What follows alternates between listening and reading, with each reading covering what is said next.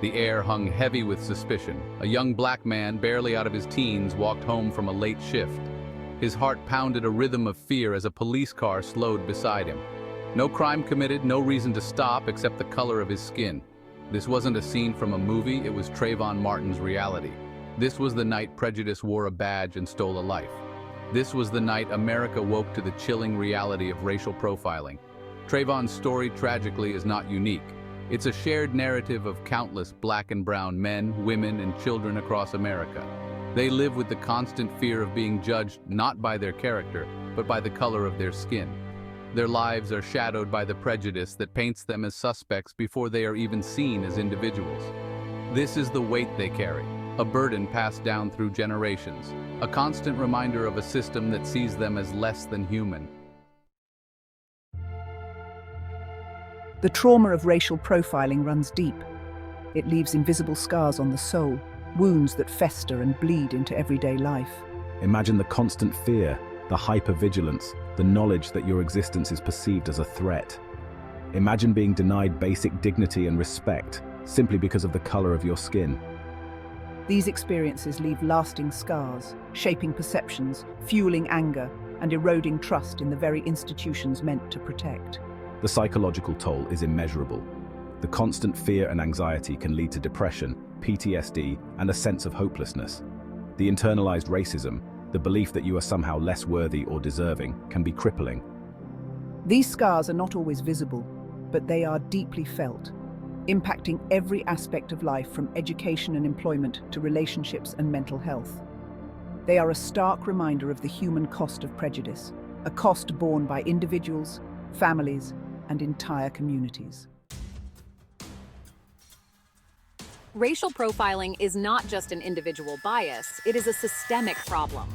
It is woven into the fabric of our institutions, from law enforcement and the justice system to education, healthcare, and housing. It thrives on implicit bias, on unconscious prejudices that seep into decision-making processes, shaping outcomes and perpetuating inequality. The statistics paint a grim picture. Black and brown people are disproportionately stopped, searched, arrested, and incarcerated. They are more likely to be subjected to excessive force by law enforcement and receive harsher sentences for the same crimes. These disparities are not accidental, they are the result of a system designed to disadvantage and disenfranchise. The fight against racial profiling is not just a black or brown issue, it is a human issue. It is a fight for justice, equality, and the fundamental right to live with dignity and respect. It is a fight that requires all of us to raise our voices and demand change. We must listen to the stories of those who have been marginalized and silenced to understand their pain, their anger, and their hopes for a better future. We must amplify the voices of those who have been silenced for too long. The voices of mothers who fear for their sons' lives every time they step out the door. The voices of fathers who have to have the talk with their children, not about birds and bees, but about how to survive an encounter with the police.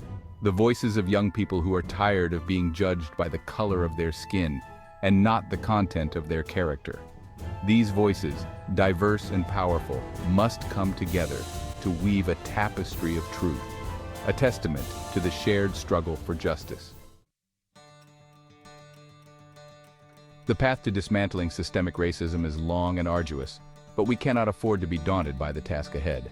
We must remain hopeful, for hope is the fuel that powers the engine of change. We must believe that a better world is possible, a world where everyone is treated with dignity and respect, regardless of the color of their skin. Change starts with each of us. It starts with acknowledging our own biases, challenging prejudice in our communities, and demanding accountability from our leaders. We must educate ourselves and others about the history of systemic racism and its ongoing impact. We must support organizations working to dismantle these systems of oppression and advocate for policies that promote racial justice. This is not a spectator sport.